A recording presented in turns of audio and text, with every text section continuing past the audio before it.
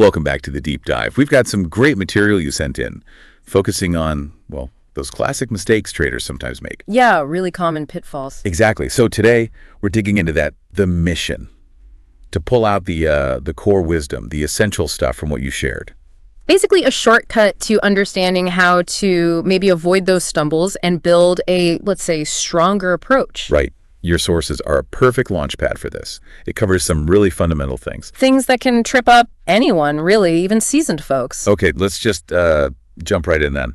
First, big one highlighted, trading without a plan. The classic. The material nailed it with. Trading without a plan is like sailing without a map. I think it kind of says it all, doesn't it? It really does, because, without that map, what happens? You're just reacting. Making impulsive choices. Totally. Based on market noise, maybe some hype you saw online, not a solid strategy. And you don't know when to get in or out. Precisely. No clear entry, no clear exit. And critically, how do you even track if you're doing okay? How do you learn? Good point. Yeah. It's almost impossible to look back objectively. Right. So for everyone listening, maybe pause and think. What are the absolute must-haves you'd sketch out for your own trading map? Even if you're just starting out. Yeah, just the basics. What questions should you answer before you even think about a trade? Getting that clarity up front, it's just invaluable. So building on that, the material gets into something very human. Which is? Letting emotions run the show. Ah, yes. Emotional trading. The source says it's easy to let your feelings dictate your trades. Which, who hasn't felt that? Exactly. Fear, greed. They're powerful motivators. We're wired that way. But the crucial bit follows. But this often leads to poor decisions. Stick to your strategy. So what's the real danger there when feelings take over? Well, the main issue is that those emotions, like fear, might make you jump out of a perfectly good trade too early. Leaving money on the table. Right. Or, greed makes you hold a losing trade way too long. You keep hoping it'll turn around. When your plan would have said, cut your losses here. Exactly. That plan you made when you were calm and rational. That's your anchor when things get choppy and emotional. So thinking about, market swings, all the news flying around. Yeah. How can you, the listener, start building ways to manage those feelings?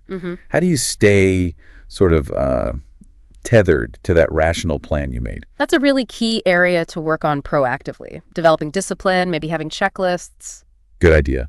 Okay, and finally, the material hits on something that's just, well, it feels non-negotiable for staying in the game. Risk management has to be there. The advice is direct. Always have a stop loss in place to protect your capital. Seems simple enough. Simple, but so easy to ignore when you're caught up in the moment. And I loved this perspective shift in the source.